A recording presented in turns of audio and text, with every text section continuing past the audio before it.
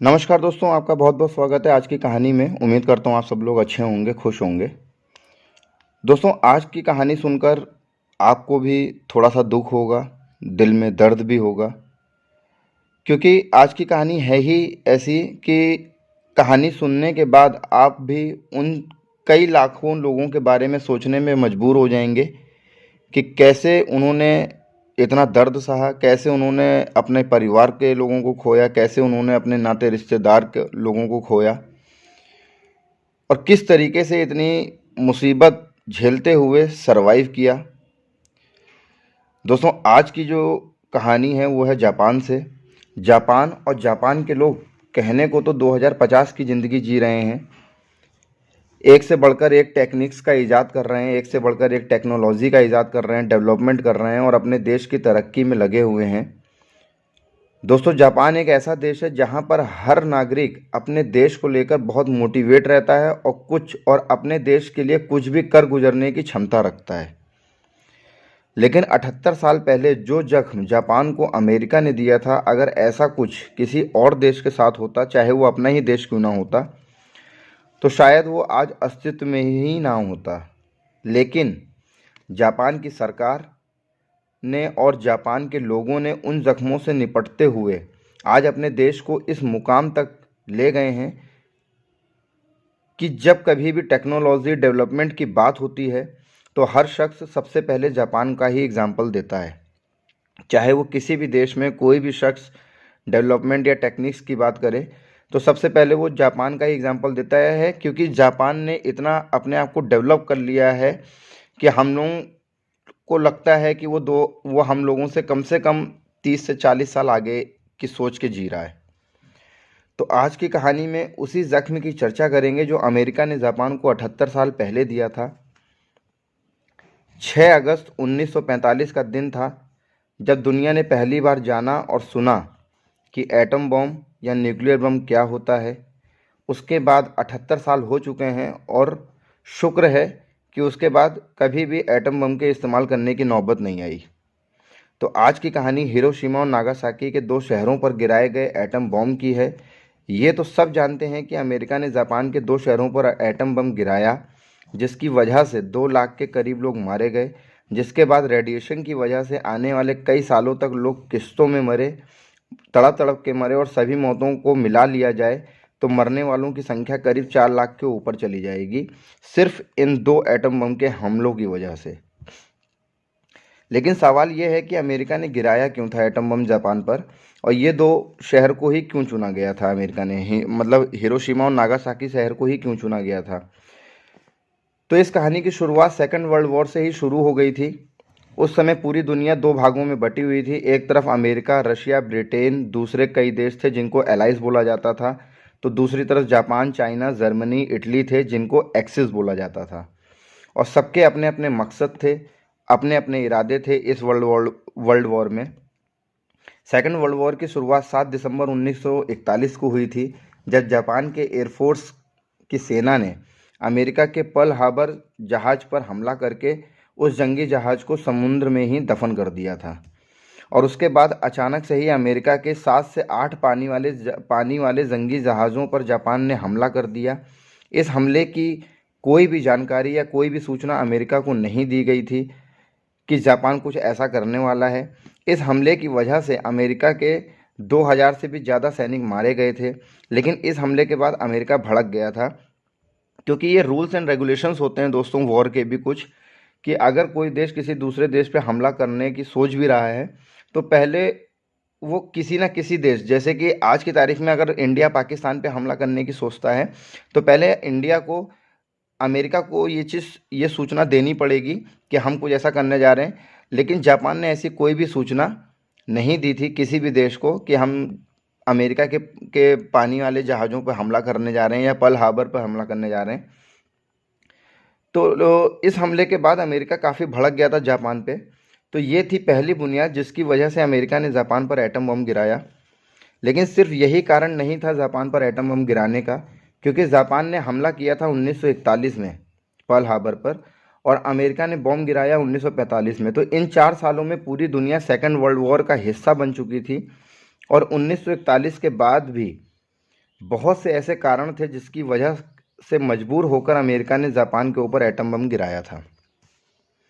लेकिन अमेरिका के Pearl Harbor जंगी जहाज पर हमला करके जापान ने सेकेंड वर्ल्ड वॉर की आग को और भड़का दिया था और सेकेंड वर्ल्ड वॉर की शुरुआत हो चुकी थी। हर देश का सैनिक अपने देश के लिए मर मिटने को तैयार हो गया था। जब इस वॉर की शुरुआत हुई तो जर्मनी और उसके साथी देश मतलब कि एक्सिस कंट्रीज, अमेरिका और उसके साथी देश मतलब कि एलाइज कंट्रीज से ज़्यादा मजबूत थे, ज़्यादा पावरफुल थे। क्योंकि जर्मनी के जो शासक थे हिटलर की प्लानिंग और जज्बे की वजह से एक्सिस कंट्रीज इस वॉर में बढ़त बना चुकी थी। लेकिन इस वॉर के दौरान जब हिटलर ने आत्महत्या कर ली, उसके बाद से एक्सिस कंट्रीज के लोगों का जज्बा कहीं ना कहीं डगमगा सा गया था। क्योंकि हिटलर ही एक ऐसा शख्स था जिसकी प्लानिंग और सही निर्णय की वजह से एक्सिस के लोग एलाइज कंट्रीज पर भारी पड़ रहे थे। जर्मनी और उसके साथी धीरे धीरे हिटलर की खुदकुशी के बाद सरेंडर करते जा रहे थे। लेकिन जापान का जज्बा कम नहीं हुआ और शायद जापान अमेरिका को हरा भी देता अगर उसके पास भी एटम बम जैसा कुछ होता। अब धीरे धीरे 1945 का आ चुका था और करीब युद्ध के 4 साल बीत चुके थे। लेकिन कोई भी देश अपने आप को सरेंडर नहीं करना चाहता था। ये सब जानते हैं कि सेकेंड वर्ल्ड वॉर में किसी भी देश ने कुछ हासिल नहीं किया। अगर कुछ हासिल हुआ भी तो सिर्फ अपने सैनिकों की मौत, अपने देश के नागरिकों की मौत, दुख, दर्द, बस यही कुछ हासिल हुआ इस युद्ध में। फिर चाहे वो कोई भी देश हो, चाहे वो अमेरिका हो, जापान हो, जर्मनी हो, चाइना हो, रशिया हो, कोई भी देश हो, उनको सिर्फ और सिर्फ मतलब मौतें ही हासिल हुई। डेवलपमेंट जो आर्थिक स्थिति थी वो बिल्कुल बेकार हो गई हर देश की इस वर्ल्ड वॉर में। 1945 तक आते आते जर्मनी और उसके साथी देश सरेंडर कर चुके थे। लेकिन एक जापान ही अकेला ऐसा देश था एक्सिस कंट्रीज की तरफ से जो एलाइज कंट्रीज से युद्ध कर रहा था और सरेंडर नहीं कर रहा था। अब सेकेंड वर्ल्ड वॉर को करीब 4 साल हो चुके थे और 1945 लग चुका था। सभी देशों की आर्थिक स्थिति खराब हो चुकी थी इस वर्ल्ड वॉर में। सभी देशों ने बहुत कुछ खोया था इस वर्ल्ड वॉर में। ये सब देखते हुए ये निर्णय लिया गया कि अगर जापान सरेंडर कर दे और हार मान ले तो ये युद्ध यहीं पे ख़त्म हो जाएगा। लेकिन जापान सरेंडर को तैयार ही नहीं था। उसी बीच अमेरिका ने एक एटम बम का सफल परीक्षण भी कर लिया था अपने ही देश में। मतलब कि अमेरिका ने एटम बम की तकनीक और उसको कैसे बनाया जाता है ये सब की खोज कर चुकी थी उसी वर्ल्ड वॉर के दौरान। और उस समय के अमेरिका के जो प्रेसिडेंट थे मिस्टर ट्रूमैन, उसको जब ये बात पता चली कि अमेरिका ने एटम बम बना लिया है और उसका सफल परीक्षण भी कर लिया है, तो उसी समय ट्रूमैन ने एक फैसला लिया कि अब इस युद्ध को तभी रोका जा सकता है अगर जापान सरेंडर कर दे। लेकिन जापान सरेंडर करने को तैयार नहीं था, जिसकी वजह से अमेरिका के ट्रूमैन ने एक फ़ैसला लिया कि जापान को सरेंडर तभी करवाया जा सकता है जब जापान पर एटम बम से हमला किया जाए। क्योंकि जापान बहुत तेज़ी से आगे बढ़ रहा था और अमेरिका को मतलब कि अमेरिका के सैनिकों को, अमेरिका के जहाज़ों को, चाहे वो पानी का हो चाहे हवाई जहाज़ हो, उनको निस्त नाबूद करते हुए जा रहा था। अमेरिका उस युद्ध में काफ़ी मतलब फॉरवर्ड होके लड़ाई लड़ रहा था और जापान उस वर्ल्ड वॉर में काफ़ी फॉरवर्ड होके लड़ाई लड़ रहा था अमेरिका से और उसकी सीधी दुश्मनी अमेरिका से ही थी। तो अमेरिका को वो बर्बाद तो कर ही रहा था। सच कहीं ना कहीं एक सच ये तो है ही कि अगर अमेरिका जापान पे एटम बम से हमला ना करता तो शायद से जापान अमेरिका को बर्बाद कर चुका होता और जापान अमेरिका पर जीत हासिल कर चुका होता। ये शब्द सुनकर जब मतलब ट्रूमैन ने जब ये बोला कि जापान पे एटम बम से हमला किया जाएगा, तो ये सब सुनकर अमेरिका के लोग और अमेरिका के साथी देश भी चौंक गए कि अगर ऐसा कुछ हुआ तो शायद जापान दुनिया के नक्शे से हट जाएगा। क्योंकि अभी किसी को भी ये नहीं पता था कि एटम बम की जो मतलब पावर है, कि असली पावर है वो कितनी है, कितनी दूरी तक इस बम का विनाश हो सकता है, कितनी दूरी तक ये बम मार कर सकता है। कहते हैं कि इस वर्ल्ड वॉर में अमेरिका ने अपने नाक पर बात ले ली थी कि जापान पर किसी तरह से भी जीत हासिल करनी है। क्योंकि जापान ने अमेरिका के पर्ल हार्बर जंगी जहाज़ पर हमला किया था और वो जहाज़ उस समय का उत्तम जंगी जहाज़ माना जाता था।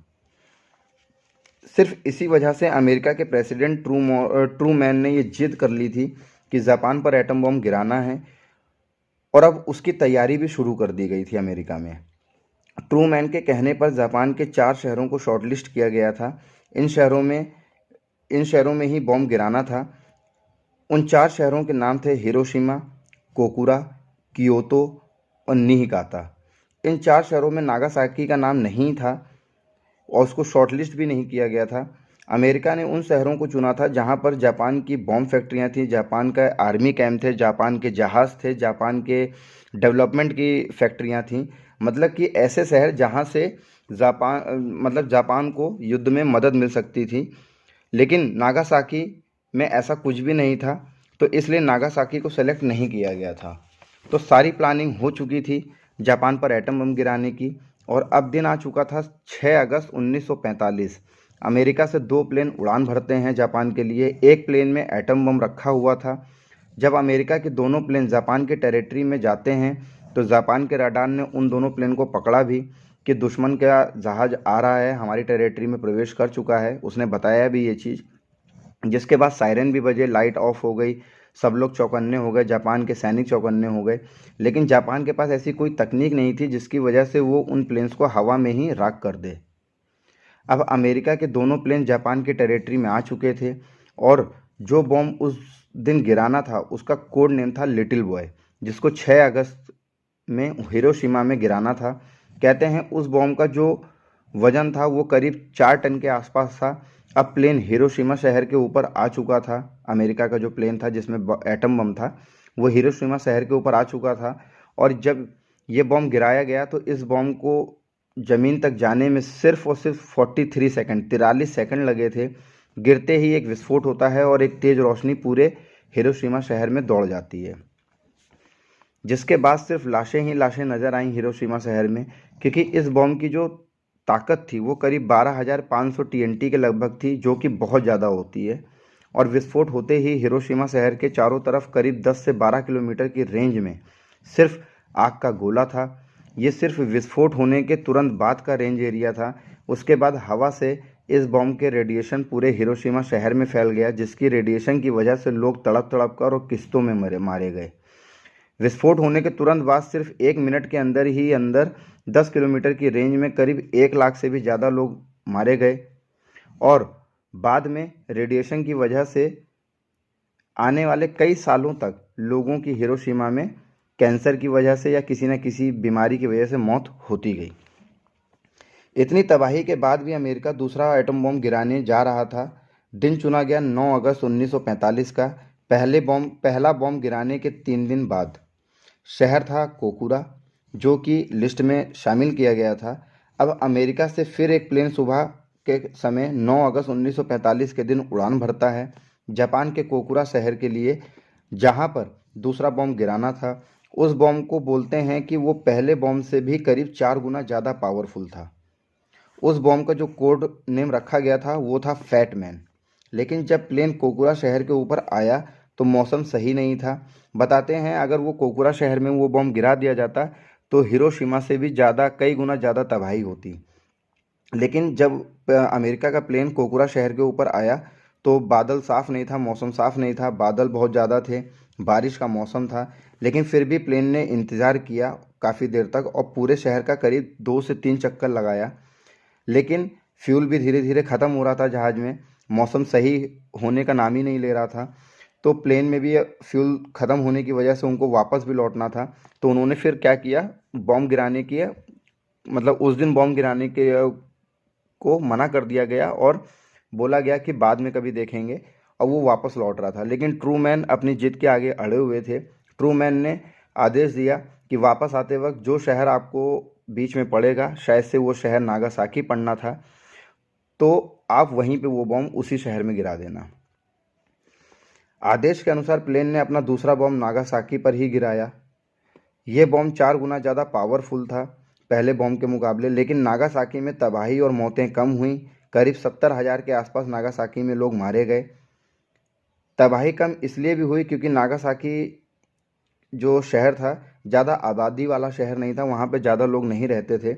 और नागासाकी शहर जो है वो पहाड़ों और हिल से घिरा हुआ शहर है, तो जिसकी वजह से उस एटम बम की जो पावर थी उसको कंज्यूम कर लिया गया पहाड़ों और हिल्स द्वारा, जिसकी वजह से वहाँ पे मौतें कम हुई। इन 2 बॉम्ब गिराने के बाद जापान की कमर टूट गई। अमेरिका ने प्लानिंग कर रखी थी तीसरा बॉम्ब गिराने की भी, और जो गिराना था 19 अगस्त 1945 में, लेकिन उससे पहले ही जापान ने सरेंडर कर दिया, क्योंकि जापान के लोग, जापान के राजा इससे ज़्यादा विनाश नहीं देखना चाहते थे अपने देश में। और इस तरह सेकंड वर्ल्ड वॉर ख़त्म हुआ, जिसमें एलाइज की जीत हुई और एक्सिस की हार हुई। लेकिन कहा जाता है कि उन 2 एटम बॉम्ब का असर इतना था कि आज भी 78 साल हो चुके हैं बॉम्ब को गिराए हुए, लेकिन आज भी उसका रेडिएशन दोनों शहरों में फैला हुआ है और आज भी लोग कैंसर की बीमारी से वहाँ मर रहे हैं। लेकिन बहुत हद तक जापान ने रेडिएशन कम कर चुका है दोनों शहर में, लेकिन पूरी तरह से ख़त्म नहीं हुआ है अभी भी रेडिएशन। आज जापान ने टेक्नोलॉजी के मामले में सभी देशों को पीछे छोड़ दिया है, लेकिन वो जख्म जो अमेरिका ने 78 साल पहले दिया था जापान को, वो आज भी नासूर बना हुआ है जापान के लिए, जिससे वो आज भी पूरी तरह से उभर नहीं पाया है। तो दोस्तों, ये थी हिरोशिमा और नागासाकी पे बॉम्ब गिराने की पूरी कहानी। लेकिन कहीं ना कहीं देखा जाए तो इस बॉम्ब को गिराने की कोई ज़रूरत नहीं थी, लेकिन ट्रूमैन की जिद के वजह से ये बॉम्ब गिराया गया। ये जानते हुए भी कि एटम बॉम्ब को अभी नया नया ईजाद किया गया है, ये कितना असर करेगा किसी शहर पे गिरने पर, ये जानते हुए भी कि कितना ऐसा असर करेगा, क्योंकि किसी को कोई आइडिया ही नहीं था, क्योंकि उसी वर्ल्ड वॉर के दौरान में ही अमेरिका ने एटम बॉम्ब का ईजाद किया था और ट्रूमैन की जिद की वजह से ये बॉम्ब गिराए गए, जिसकी वजह से आज भी जापान चीज़ों को भुगत रहा है।